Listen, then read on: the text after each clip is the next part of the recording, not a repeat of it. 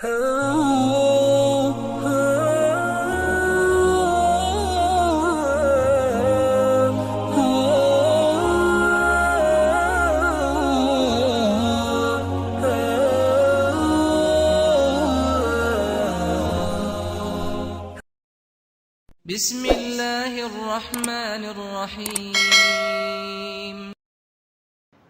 Bentuk keimanan kepada Allah Subhanahu wa taala adalah bersabar akan takdir Allah Subhanahu wa taala.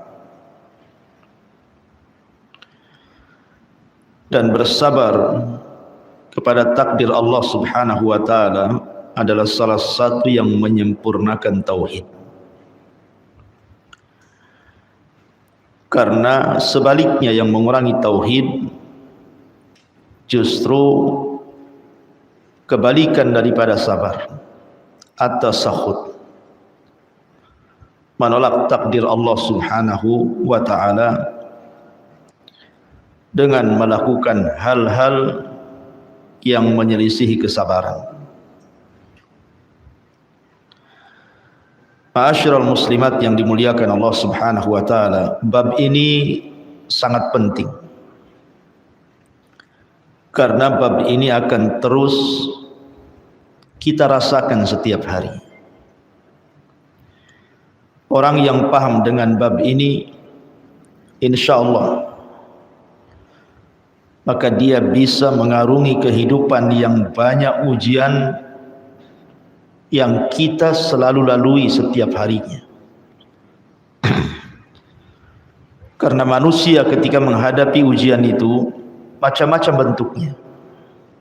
Ada yang sabar, ada yang tidak sabar. Makanya kalau orang paham dengan bab ini, insya Allah Allah akan berikan ketenangan sehingga kita bisa lebih mampu menghadapi ujian Allah Subhanahu wa taala. Ma'asyiral muslimat yang dimuliakan Allah Subhanahu wa taala, di dalam Al-Qur'anul Karim Imam Ahmad ibn Hanbal rahimahullahu taala mengatakan bahwa Al-Qur'an menyebut kalimat sabar itu sebanyak 90 kali. Banyaknya penyebutan sabar dalam Al-Quran itu, Bu, menunjukkan bahwa kita ini memang harus sabar. Karena Allah Subhanahu wa taala terus mengingatkan dengan sabar, sabar dan sabar sampai 90 kali. Manusia ini tidak lepas daripada ujian. Contoh surah Al-Baqarah ayat 155 dan 157. Wala nabluwannakum bisyai'im minal khawfi wal ju'i wa naqsim minal amwali wal anfusi wath thamarat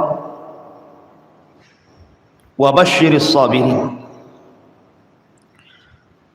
Dan kami pasti akan menguji kalian dengan sedikit ketakutan, diancam, mau dibunuh, mau dirampok, walju ataupun kelaparan. Kelaparan boleh jadi karena kemiskinan, susah mencari pekerjaan. Kemudian wa naqsi minal amwal, kekurangan dari harta. Boleh jadi usahanya gulung tikar, hutang menumpuk, tiap hari ada orang nagih hutang dan begitu seterusnya. Wal anfusi ataupun kematian. Boleh jadi diuji dengan kematian orang tuanya, diuji dengan kematian anaknya, diuji dengan kematian pasangannya, diuji dengan kematian orang-orang yang dicintainya. Wathamarat, ataupun dikurangi dari buah-buahan. Tetapi ujian-ujian itu oleh Allah Subhanahu wa taala katakan wa basyiri sabiri. Beruntunglah orang-orang yang sabar ketika menghadapi ujian-ujian itu. Siapa orang-orang yang sabar itu? Allah mengatakan alladzina idza asabathum musibatun qalu inna lillahi wa inna ilaihi rajiun. Orang yang sabar itu adalah orang yang apabila ditimpakan musibah kepadanya, maka dia mengatakan inna lillahi wa inna ilaihi rajiun. Semua datang dari Allah dan pasti akan kembali kepada Allah Subhanahu wa ta'ala. Makanya bab ini muallif rahimahullahu ta'ala ingin mengajarkan bagaimana kita menghadapi sebuah musibah, di mana musibah itu adalah bagian daripada takdir Allah Subhanahu wa ta'ala. Dalil yang pertama yang dicantumkan di sini surah At-Taghabun ayat 11. Allah Subhanahu wa taala berfirman, "Ma asaba min musibatin illa bi idznillah. Wa may yu'min billahi yahdi qalbah wallahu bikulli syai'in alim." Tidak ada satu musibah yang menimpa seseorang kecuali semua atas izin Allah Subhanahu wa taala. Dan barang siapa yang beriman kepada Allah, niscaya Allah akan memberikan petunjuk kepada hatinya, dan Allah Maha mengetahui segalanya. Ma'asyiral muslimat yang dimuliakan Allah Subhanahu wa taala, kita tahu bahwa Allah Subhanahu wa taala apabila mentakdirkan sesuatu, maka takdir Allah Subhanahu wa taala pasti berlaku. Apakah itu kauni ataupun syar'i? Ataukah apakah itu berbentuk kejadian-kejadian alam semesta yang di luar kehendak kita, ataukah kejadian-kejadian syar'i, kejadian-kejadian Allah takdirkan kepada kita sebuah kebaikan.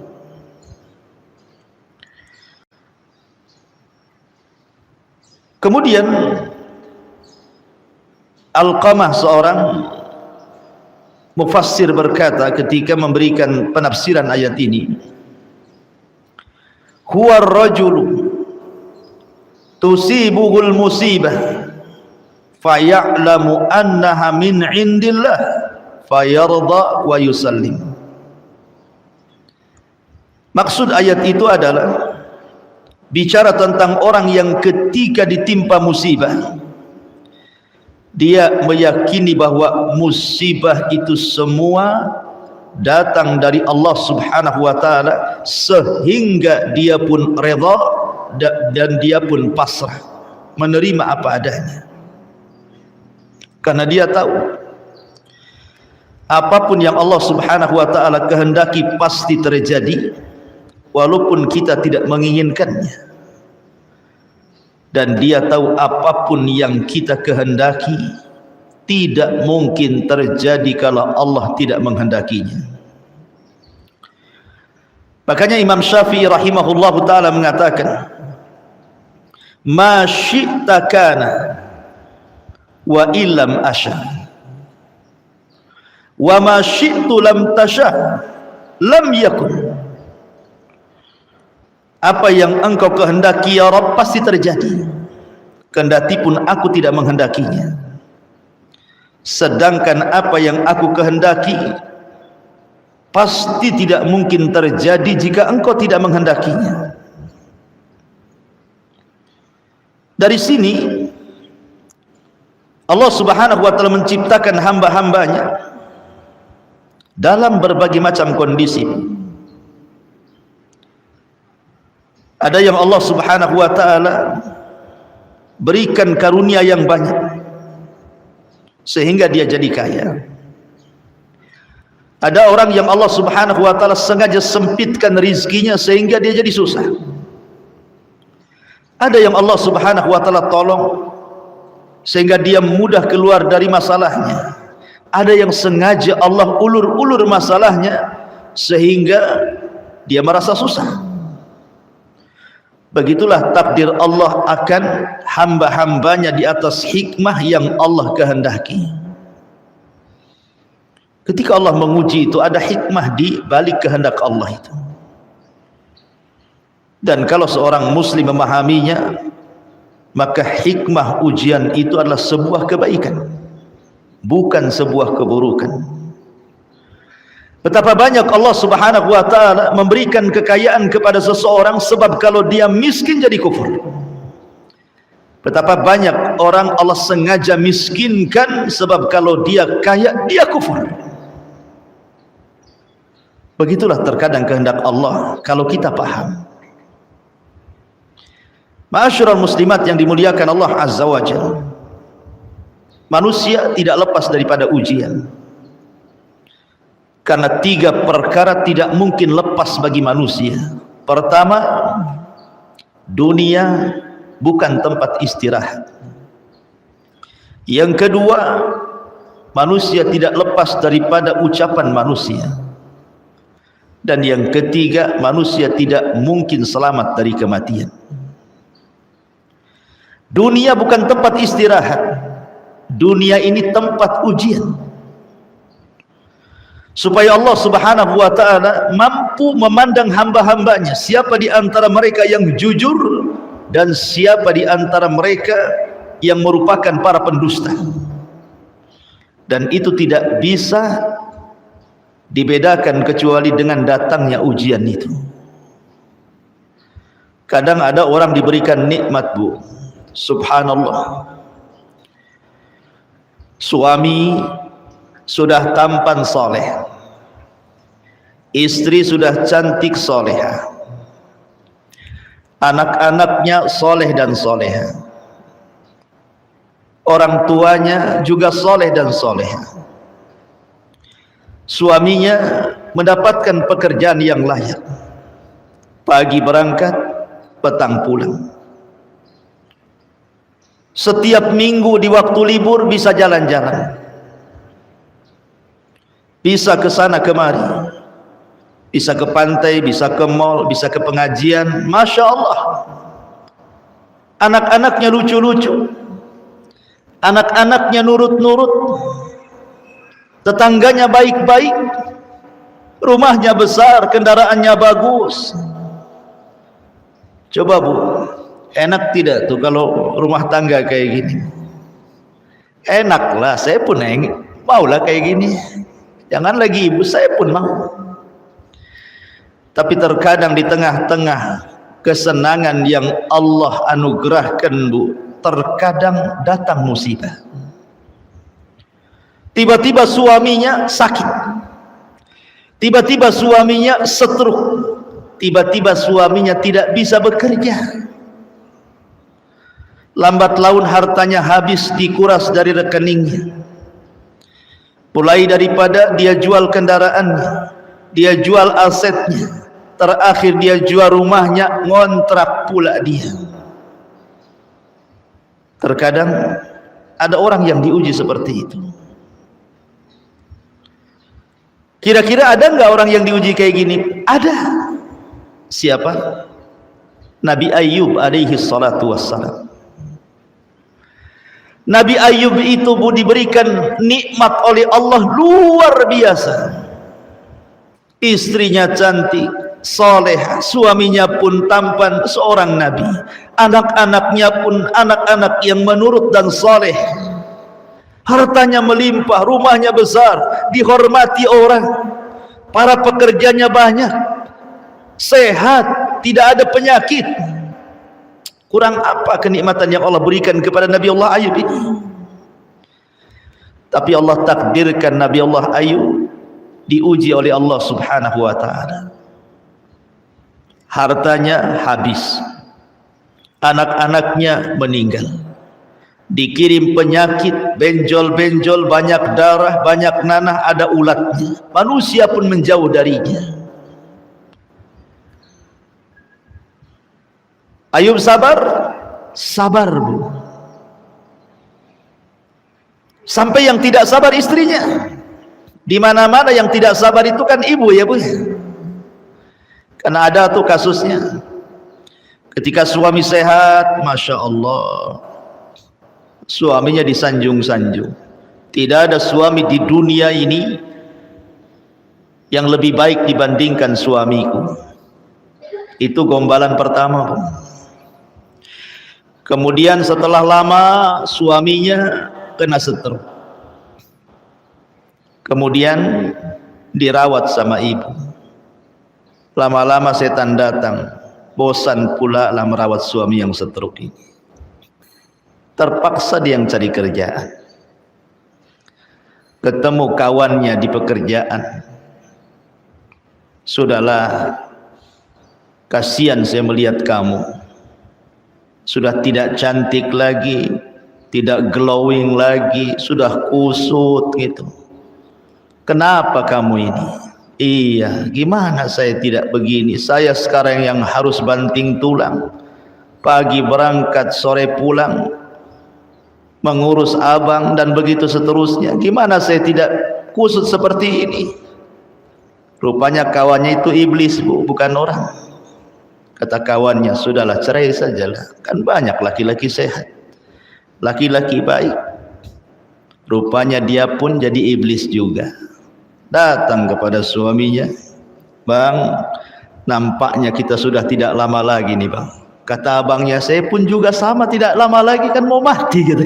Bukan itu maksudnya, kita cerai aja lah, Bang. Tengok, ada wanita-wanita yang tidak berakal, wanita-wanita yang tidak mensyukuri nikmat Allah, tidak tahan dengan ujian. Padahal orang diuji itu hakikatnya ibu sedang diangkat derajatnya. Maka Nabi Allah Ayub alaihi salatu wasallam 18 tahun diuji, istrinya sabar. Istrinya yang cari pekerjaan. Bukan hanya lelah cari bekerja istrinya, sudah lelah cari kerja, dia pun rawat suaminya. Tidak ada keluh kesah. Sampai ketika orang tahu itu istrinya Ayub, tidak ada orang yang menerima tempat kerjanya. Terpaksa dia potong rambutnya untuk dijual, karena rambut kali itu mahal sekali harganya. Ketika rambutnya dipotong, Ayub marah. Kemudian dia bernadar kalau sembuh, maka istrinya akan didera 100 kali. Rupanya Allah takdirkan Nabi Ayub sembuh karena kesabarannya. Kemudian dia tidak jadi mendera 100 kali, tetapi dengan cara mengumpulkan lidi 100 diikat, kemudian 1 pukulan saja. Karena dia melihat kesolehan istrinya. Dia tidak tega istrinya sudah baik sama dia. Begitulah kehidupan dunia, Bu. Terkadang ibu itu diuji dengan suami, diuji dengan buruknya akhlaknya, diuji dengan buruknya perangainya. Sabar. Karena terkadang Allah Subhanahu wa taala akan memberikan kepada kita ini sebuah kebaikan yang kita tidak tahu apa maksud Allah memberikan ujian ini kepada kita. Abdullah ibn Abbas radhiyallahu anhuma suatu ketika sedang safar. Kemudian dihabarkan kepadanya akan kematian putra yang dicintainya. Apa kata Abdullah ibn Abbas radhiyallahu anhuma? Inna lillah wa inna ilaihi raji'un. Semua datang dari Allah dan akan kembali kepada Allah Subhanahu wa taala. Karena begini, Bu, terkadang ujian itu kalau Allah turunkan, Bu, ada yang sifatnya beruntun.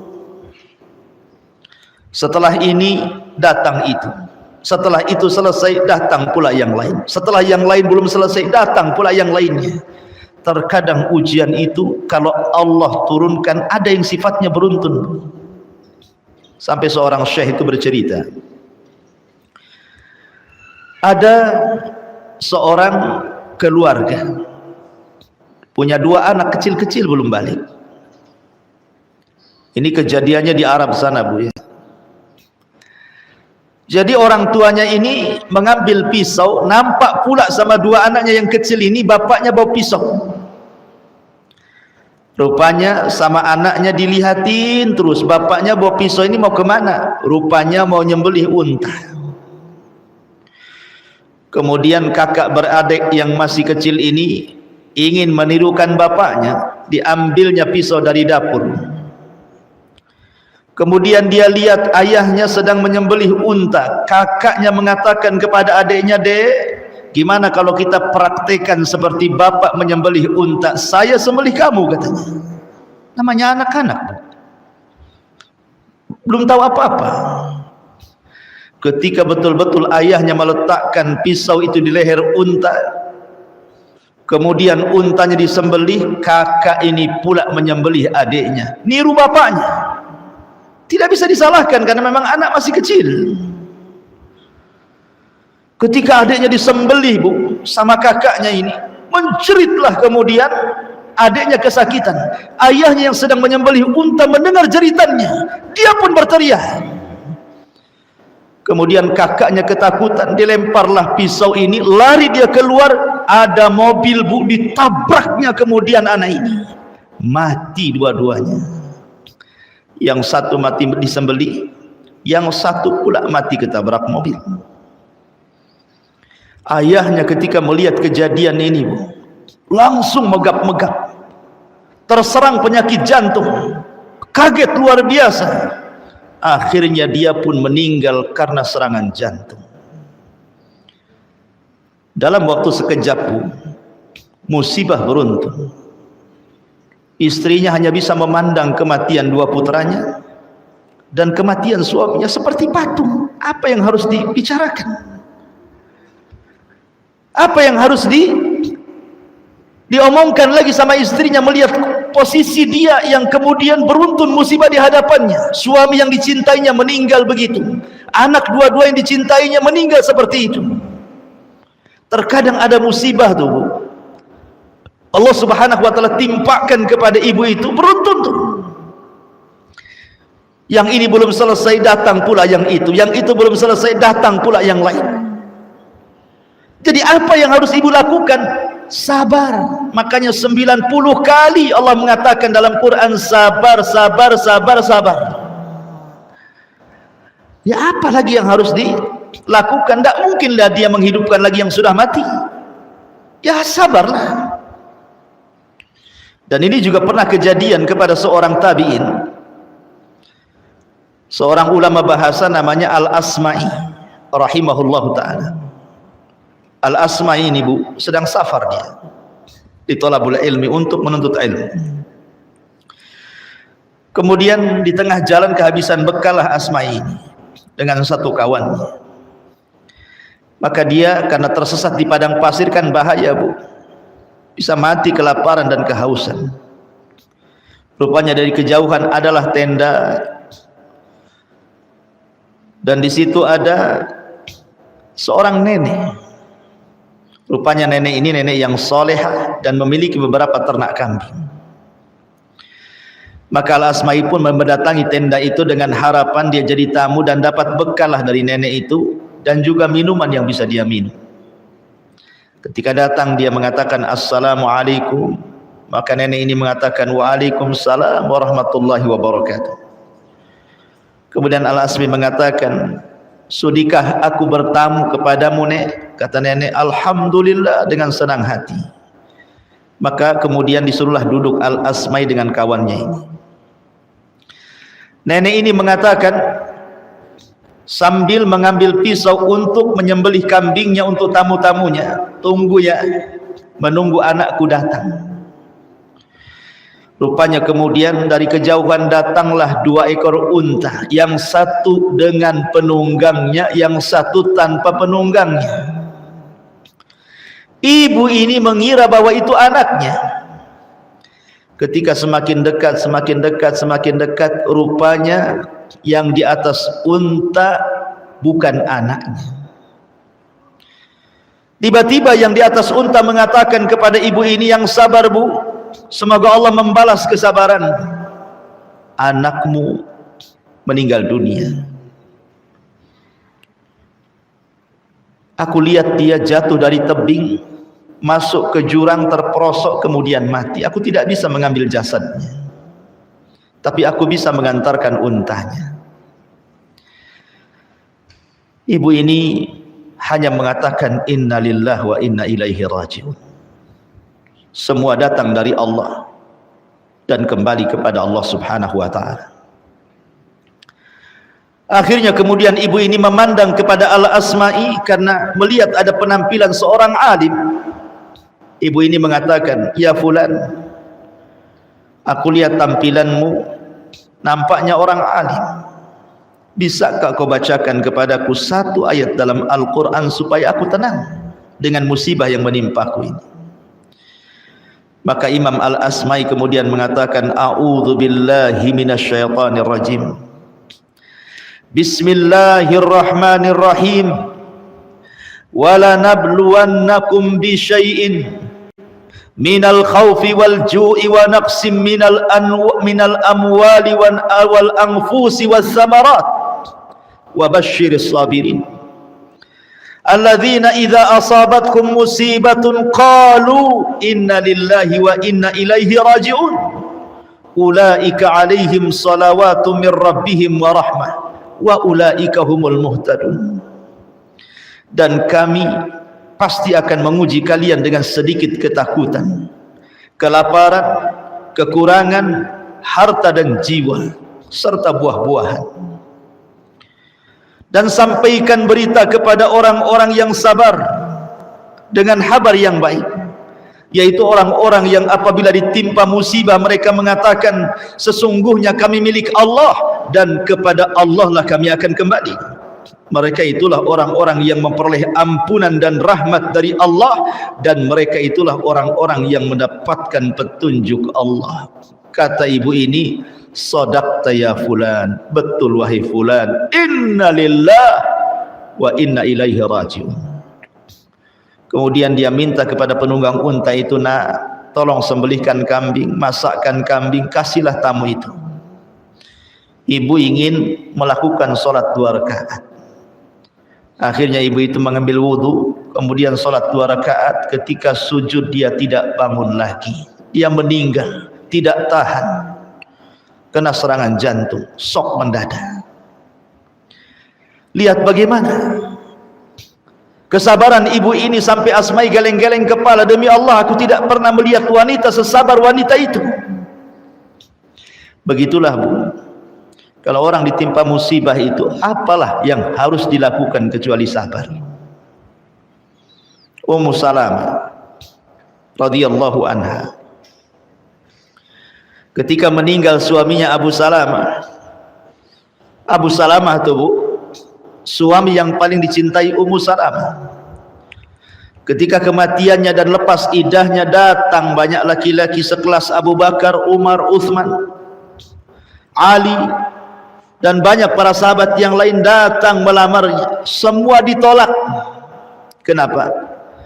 Karena bagi Ummu Salamah tidak ada yang lebih dicintai melebihi Abu Salamah. Ibu pernah ngomong kayak gitu, tidak ada manusia yang dicintai kecuali suamiku. Gombal mukio katanya anak muda sekarang nih bu. Buktinya kalau suaminya sakit, kawin lagi lah ibu tuh. Jadi Ummu Salamah mengatakan, aku tolak lamaran kalian. Tidak ada laki-laki di dunia yang lebih aku cintai dibandingkan Abu Salamah. Pergi kalian. Subhanallah. Ketika meninggal Abu Salamah, datang Nabi SAW kepada Ummu Salamah. Ketika melihat Ummu Salamah nampak sedih karena kematian orang dicintainya. Bagaimanapun Kalau kita ditinggalkan orang yang kita cintai, Bu, itu sedihnya sangat dalam sekali. Itulah yang dialami Ummu Salamah. Akhirnya kemudian Nabi SAW mengajarkan kepada Ummu Salamah sebuah doa ketenangan supaya tenang ketika menghadapi musibah itu. Apa kata Rasul? Quli Allahumma jurni fi musibati. Ya Ummu Salamah, katakan, Allahumma jurni fi musibati. Ya Allah, berikan balasan dan pahala akan musibah yang menimpaku. Begitulah bu caranya. Kalau ibu mendapatkan musibah, maka angkat kedua tangan, memohon kepada Allah, ya Allah, kalau ini musibah bukan bentuk azabmu kepadaku, bahwa ini musibah bukan bentuk siksamu kepadaku, tapi ini musibah dalam rangka cintamu kepadaku, tolong tambahkan pahala kepadaku. Begitu bu doanya, bu. Minta pahala. Karena hidup di dunia ini tidak lama, bu. Ibu mengharap kesenangan dunia, kesempurnaan dunia tidak akan dapat. Karena sempurna itu milik Allah dan kenikmatan sempurna itu hanya ada di sorga. Di dunia ini satu perahu yang mengarah ke sorga. Kita naik ke perahu itu, terkadang dalam perahu itu banyak masalah. Ya, karena manusia tidak akan hidup tenang dan tidak akan Allah buat tenang. Tenang sesaat, sedih lagi. Senang sesaat, susah lagi. Tertawa sesaat, nangis lagi. Berkumpul sesaat, pisah lagi.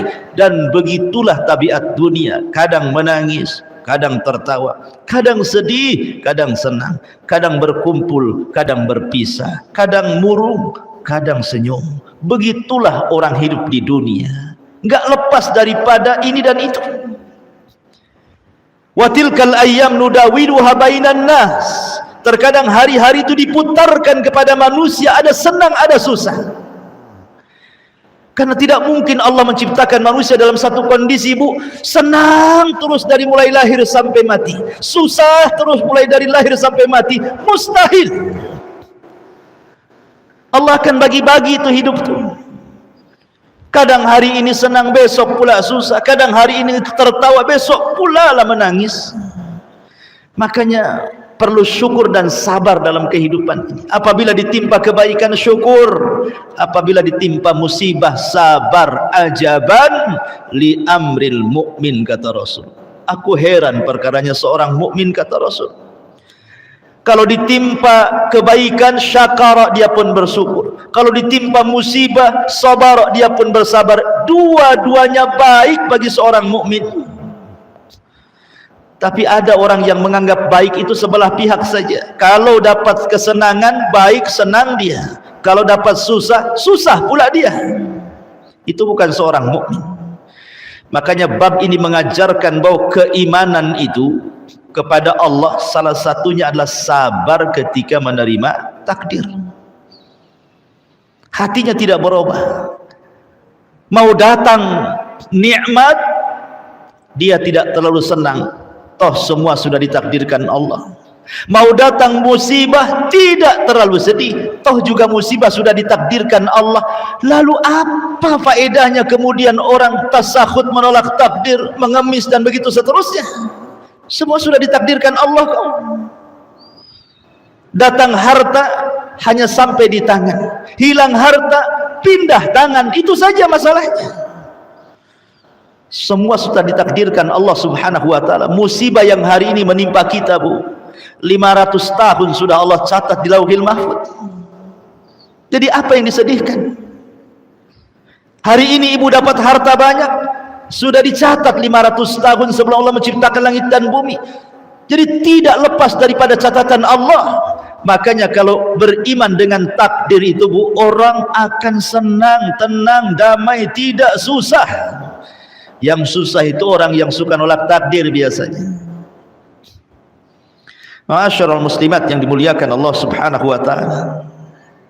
Maka penting seseorang itu memahami hakikat takdir dan kesabaran di dalamnya. Ummu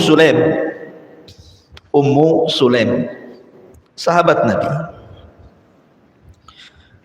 atau disebut dengan Rumaisa, atau disebut dengan Ummu Anas, ibundanya Anas bin Malik radhiyallahu anhu, menikah dengan seorang sahabat namanya Abu Talha radhiyallahu anhu.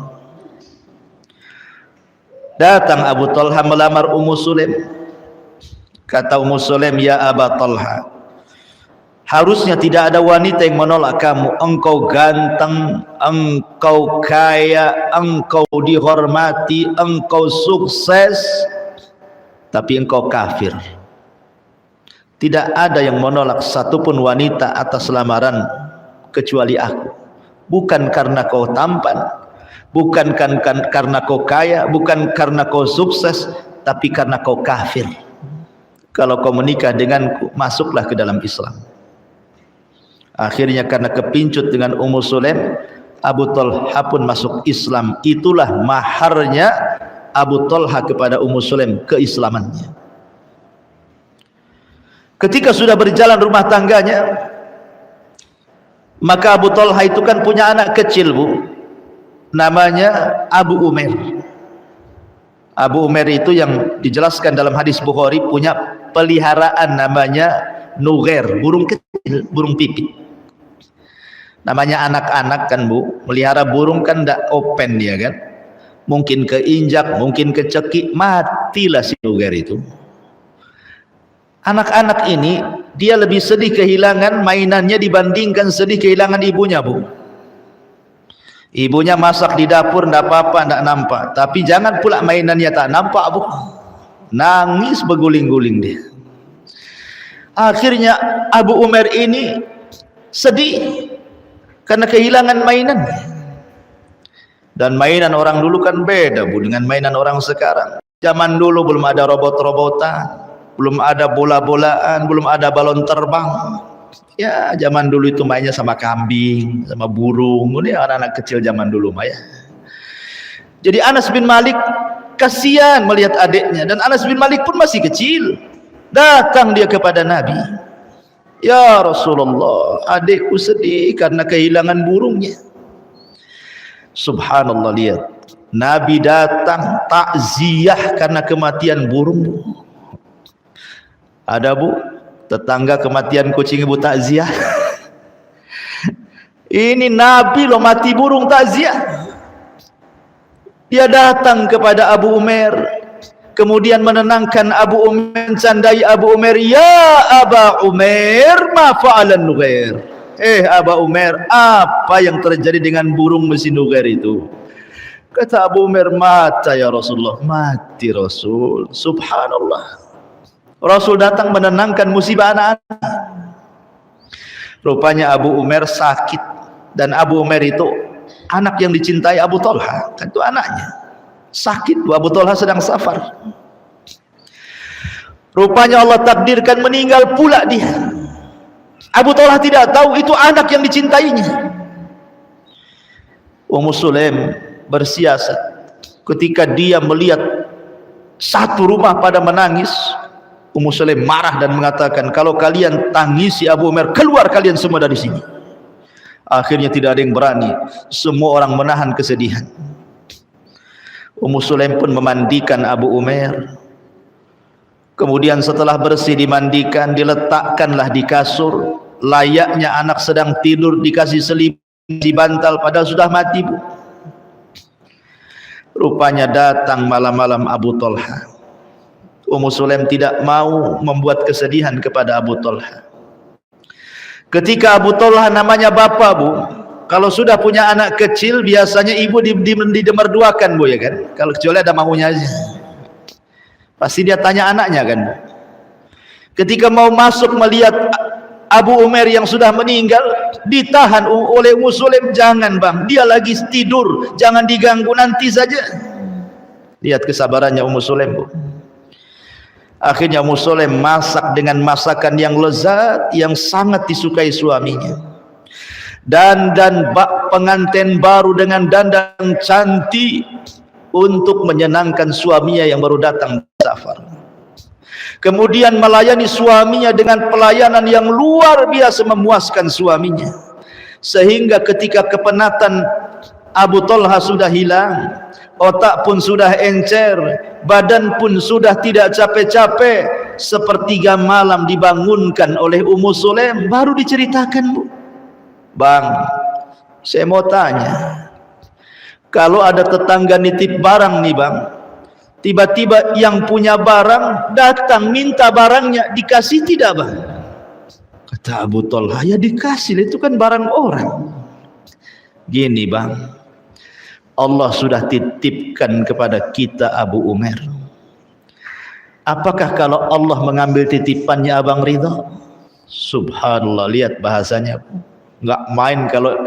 Kalau ibu di posisi Ummu Sulaim, Bu, teriak-teriak, Bu, sobek-sobek itu pakaian-pakaian, guling-guling, nggak peduli lantai kotor besi, teriak-teriak, wah langsung mana handphone, kasih tahu bapaknya, cepat balik, anaknya mati.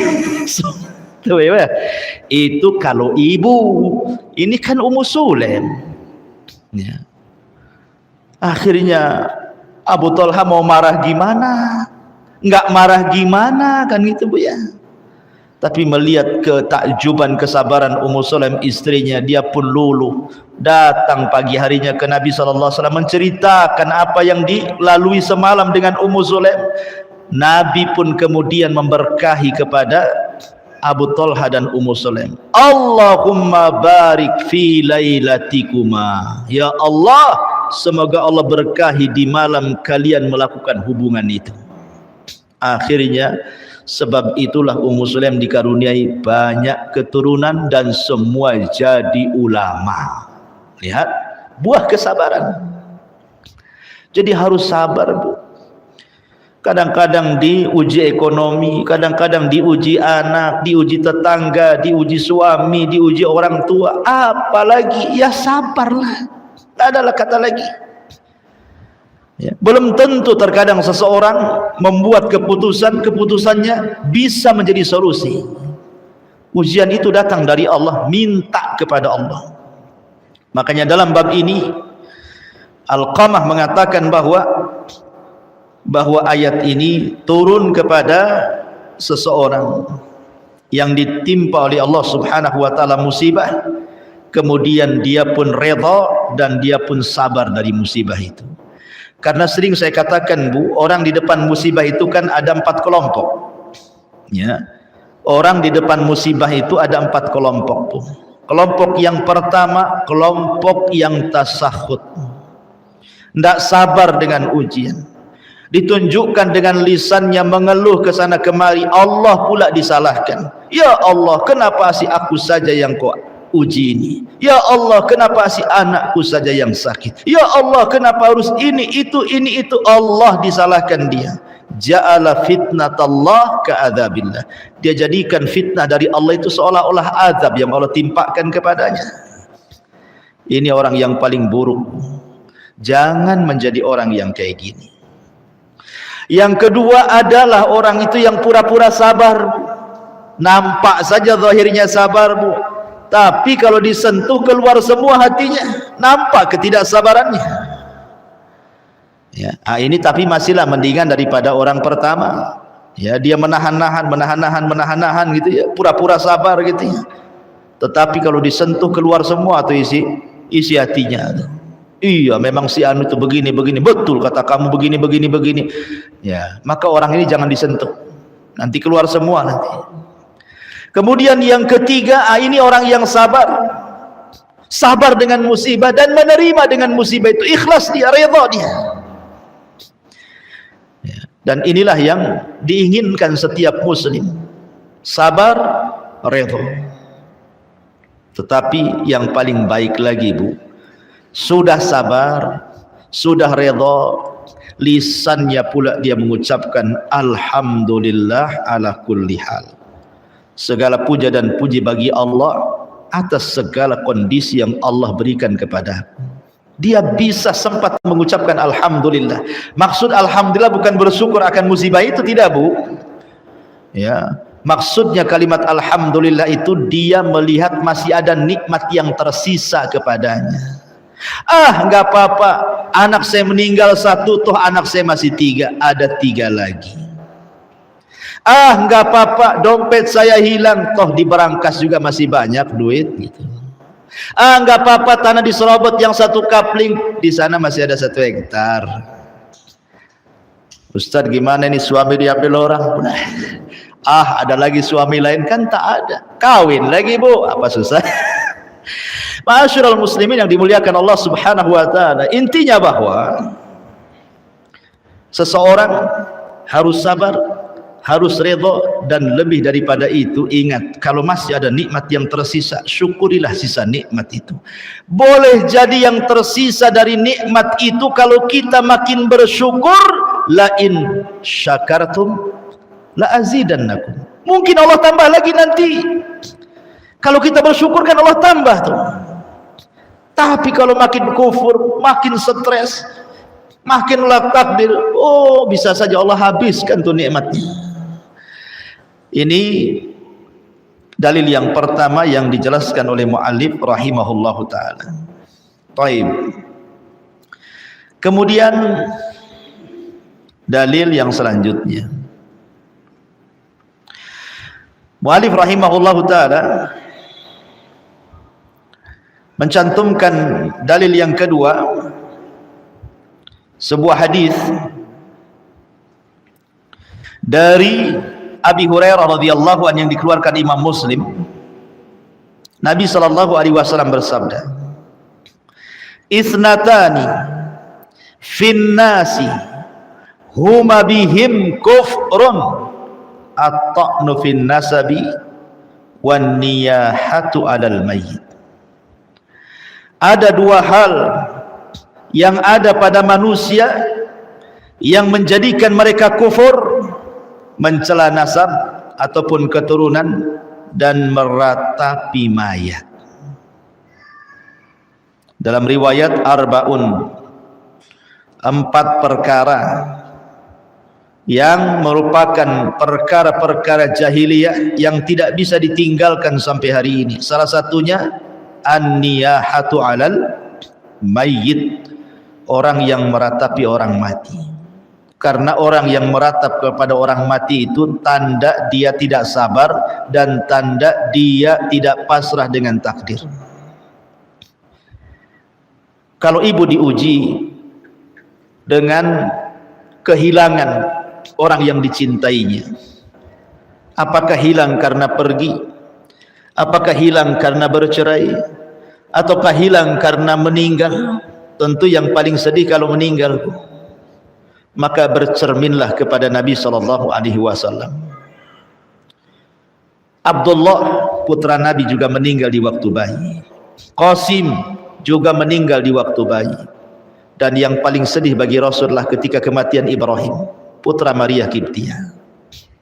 Rasul menangis, meneteskan air mata, manusiawi. Datang Abdurrahman bin Auf bertanya kenapa Rasul menangis. Maka Nabi SAW menjelaskan hakikat tangisannya kepada Abdurrahman bin Auf. Ya Abdurrahman, innal aina latadma wa innal qalba latahzan wa inna bifirakika ya Ibrahim lamahzunun wa ma naqulu illa ma yarda rabbuna. Abdurrahman, namanya mata itu bisa mengeluarkan air mata, hati ini bisa bersedih, dan perpisahanku dengan Ibrahim itu menyesakkan dada. Wajar aku sedih, wajar aku menangis, tapi aku tidak pernah mengucapkan sesuatu kecuali ucapan yang diridhai Allah saja. Artinya Rasul mengajarkan untuk tidak tasakhut, mengucapkan kalimat-kalimat yang menunjukkan apa bu? Menolak takdir. Karena saya pernah melihat bu, di kampung, jadi ada orang bu, suaminya itu sedang koma. Wah, istrinya itu guling-guling, teriak-teriak. Tidak ada yang bisa memegangnya bu. Sampai laki-laki dari kerabatnya datang menenangkan, dipegangnya. Kayak tenaganya kuat kali itu, menjerit-jerit, mengguling-guling. Akhirnya kemudian sama keluarganya dimasukkan ke kamar, dikunci, dia kapok, dia nangis di situ. Rupanya suaminya tak jadi mati, Bu. Suaminya masih hidup. Coba bayangkan, Bu, kalau dia mati betulan suaminya, Bu, kayak apalah dia itu. Mungkin bukan guling-guling saja, kalau ada gunting di depannya mungkin rambutnya dicukur sendiri tuh. Kalau nggak ada orang mungkin pakaiannya dibuka, auratnya ditampakkan kemana-mana, Bu. Boleh jadi dia bisa gila tuh. Ya.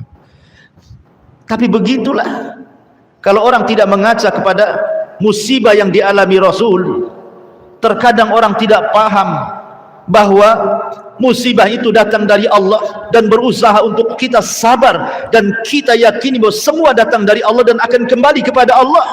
Pasti dia akan istirja mengatakan innalillahi wa inna ilaihi rajiun. Jangan seperti orang-orang Syiah. Setiap bulan Muharram tanggal 10, kadang-kadang di antara mereka ada yang bawa parang, bawa pedang, bawa golok, bawa pentungan, dipentung-pentunglah badannya, Bu, keluar darahnya. Kadang anak bayi dipentung pula kepalanya, keluar pula darahnya. Ketika ditanya apa yang dilakukan di bulan Asyura orang-orang Syiah itu, rupanya menebus kesalahan mereka akan kematian Husain di Karbala. Mereka nggak bisa apa-apa, merasa berdosa. Akhirnya apa yang dialami Husain tidak sebanding yang mereka alami, sehingga mereka ingin merasakan bagaimana Husain dipenggal kepalanya, bagaimana Husain dicabik-cabik badannya oleh pedang. Mereka ingin merasakan itu. Apa ini dari Islam? Tidak, Rasul tidak mengatakan seperti itu. Rasul justru mencela termasuk perkara jahiliyah itu niyaha, memukul-mukul badan, merobek-robek pakaian, mencukur-cukur rambut, berteriak-teriak ala-ala jahiliyah. Itu yang dilakukan orang Syiah. Ahli sunnah tidak mengatakan seperti itu. Harusnya kita doakan Husain, bukan kita meratap seperti itu. Jadi kita harus sabar. Apalagi yang harus kita katakan selain sabar? Karena niyahah itu termasuk jahiliyah. Makanya Rasulullah SAW sampai mengancam an-naihatu idza lam tatub qabla mautiha tuqamu yaumal qiyamati 'alaiha sirbalun min qatiran wa dhir'un min jar. Orang yang meratap jika dia tidak bertobat sebelum matinya, maka pada hari kiamat akan dibangkitkan dengan memakai baju berlumuran dengan cairan tembaga yang sangat-sangat panas, dan mantel yang terbuat dari pakaian yang gatal dan tidak bisa dilepas pakaiannya. Naudzubillah. Lihat ya, jadi harus sabar ya. Dan yang terakhir, mu'alif rahimahullahu ta'ala juga menyebutkan dalam Sahih Bukhari yang dikeluarkan oleh Abdullah ibn Mas'ud radhiyallahu anhuma secara marfu, laisa minna man darabal khududa wasyaqqal juyuba wada'a bidakwal jahiliyah. Bukan dari golongan kami siapa yang memukul-mukul pipi, merobek-robek baju dan menyeru dengan seruan jahiliyah. Dan Nabi SAW mengatakan juga dalam hadis Anas ibn Malik radhiyallahu an, idza aradallahu bi abdihil khaira ajjala lahul uqubah fid dunya wa idza aradallahu bi abdihi syarr amsaka anhu bidzambihi hatta yuwafiya bihi yaumal qiyamah. Allah menghendaki kebaikan. Apabila Allah hendak menghendaki kebaikan kepada seorang hambanya, kata Rasul, maka pasti Allah menyegerakan hukumannya di dunia. Dan apabila Allah menghendaki keburukan kepada seorang hamba, maka Allah akan menahan dosanya sehingga dia akan menerima kelak di hari kiamat dengan sempurna. Begini, Bu, ya, terkadang di antara musibah itu kan, Bu, yang Allah timpakan kepada ibu, terkadang ada orang yang jahatkan dengan ibu. Pastilah ada orang yang jahat dengan ibu, entah dengan ucapannya, entah dengan lisannya yang tajam setajam golok dapur gitu, entah dengan apa namanya gibahnya, dengan namimahnya, dan begitu seterusnya. Kan mesti ibu akan mengalami itu, ada orang-orang yang datang kepada ibu seperti itu. Maka apa yang harus ibu hadapi kalau ada orang yang zalim sama ibu?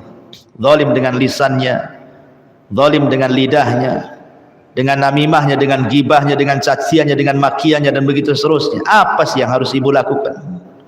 supaya ibu tenang. Satu, Bu, ya. Ini saya ajari kuncinya nih.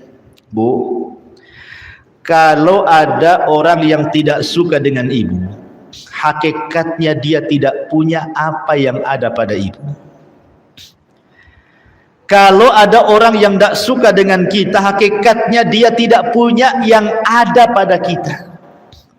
Kalau dia mencela agama kita, hakikatnya dia nggak punya agama. Kalau dia mencela harta kita, hakikatnya dia tidak punya harta. Kalau dia mencela kehormatan kita, hakikatnya dia tidak punya kehormatan. Kalau tidak kita punya apa-apa tiba-tiba dicela, artinya dia tidak memiliki apa yang kita miliki. Makanya dia hasad. Ya. Dia hasad kepada kita. Itu kaedahnya, Bu. Kita ini kaya. Kemudian yang kedua, kalau ibu di posisi dizalimi, Bu, ibu itu di posisi menang, bukan di posisi kalah. Walaupun nampak dia kuat, ibu lemah, ibu yang menang, bukan dia yang menang. Jangan salah, sebab sesungguhnya ketika dia mencela ibu itu, hakikatnya Allah sedang mengangkat derajat ibu. Ketika dia menghina, menggibah, merendahkan ibu, hakikatnya Allah sedang menyimpan pahala yang besar bagi ibu. Tapi kan Ustaz, saya tidak bisa tuh kayak gitu tuh. Saya ini baru disenggol di medsos saja, sakitnya tuh sampai di sini loh Ustaz, katanya. Sampai nyesek ke dada. Nggak tahan tangan ini, mau balas juga saya. Lalu apa yang harus saya lakukan? Jadilah seperti Ashabul Kahfi. Ashabul Kahfi, Bu, tidur 300 tahun lebih, Bu. Pas bangun musuhnya sudah kalah, Bu. Tidur bisa mengalahkan musuh. Jadi ibu kalau disakiti, Bu, tidur saja, Bu. Tidur. Tapi dia masih ngomong, tidur lagi. Ngomong lagi, Ustaz, tidur lagi. Nggak bisa tidur. Belilah obat untuk bisa tidur. Maksudnya bukan tidur betulan, Bu. Kalau tidur betulan jadilah malas, Ibu, kan. Maksudnya jangan pedulikan. Kenal Ibu si Anu? Si Anu itu yang nyakiti Ibu. Oh, nggak kenal saya. Itu kan tetangga Ibu. Nggak kenal saya. Oh, itu kan kopel dengan ibu rumahnya. Nggak kenal. Pura-pura kayak gitu aja, Bu, ya, Bu, ya. Jangan pedulikan. Itu loh orangnya yang jalan itu kan tetangga ibu. Oh, enggak kenal saya. Enggak apa-apa, Bu. Jadi jangan pedulikan. Sebab kalau dipedulikan makin sakit tuh. Kalau diobrolkan sakit hati, kuadrat sakitnya. Nanti yang nyakiti ibu tenang, dia bisa tidur. Ibu pula tak tenang, datang gula, kolesterol, stroke. Ngapain pula kita datangkan penyakit? Jangan pedulikan. Kedua, Bu, doa. Terkadang kita lemah untuk melawan orang yang zalim kepada kita. Tapi di sana, di atas langit itu masih ada langit, Bu. Orang itu sekuat apapun tidak lebih kuat daripada Allah Azza wa Jalla. Berdoa kepada Allah. Doa itu, Bu, luar biasa. Seandainya ibu mendolimi iblis, seandainya iblis didolimi sama ibu, kira-kira ada nggak yang dolimi iblis, Bu? Kalaupun ada nih, iblis didolimi, kemudian iblis berdoa kepada Allah, dikabulkan nggak tuh doanya iblis tuh? Dikabulkan. Kalau iblis sampai didolimi, Bu, taruhlah seperti itu, kemudian iblis berdoa, pasti dikabulkan. Jangankan lagi iblis didolimi, tidak didolimi saja iblis berdoa kepada Allah, Rabbi anzirni ila yaumi yub'atsun, ya Rabb, tangguhkan usiaku sampai hari dibangkitkan. Dikabulkan nggak tuh permintaan iblis? Dikabulkan, Bu. Allah tangguhkan usianya. Apalagi dia posisi dizalimi. Karena di antara sifat Allah itu adil, Bu. Bukan berarti kemudian Allah cinta dengan iblis, tidak. Allah itu cinta keadilan dan benci kezaliman. Ya. Kalau seorang mukmin menyakiti orang kafir berdoa kepada Allah, apakah Allah akan diamkan orang kafir karena kekafirannya? Tidak, Allah ijabah doanya. Bukan karena Allah benci kepada orang yang beriman ataupun cinta kepada orang kafir, bukan itu masalahnya. Allah tidak cinta dengan orang kafir, Allah akan cinta dengan orang yang beriman. Tapi Allah benci kezaliman dan Allah cinta dengan keadilan. Itu masalahnya.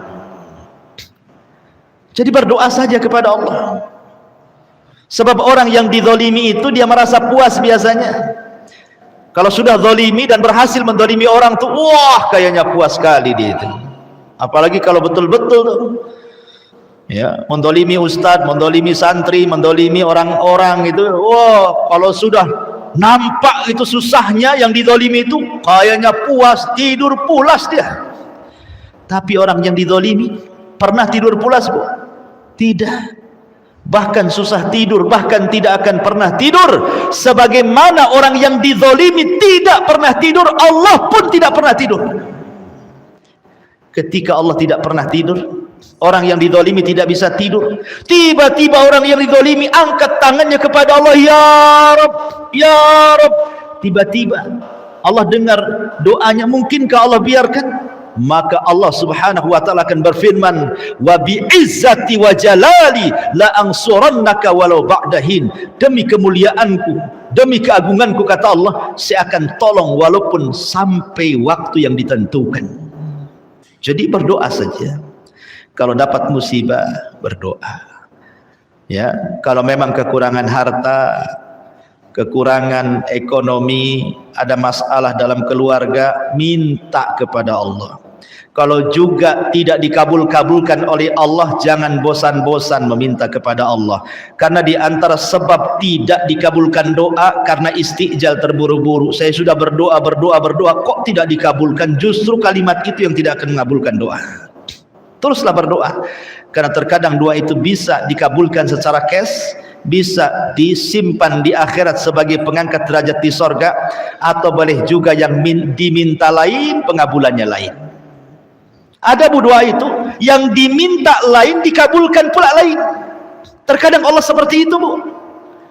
Ibu susah, minta ekonomi, minta rumah, ya Allah kasihanlah suami saya tukang bangunan 40 tahun, gajinya nggak naik-naik, kadang ada kerjaan kadang tidak, itu pun jadi helper, nggak pernah jadi tukang.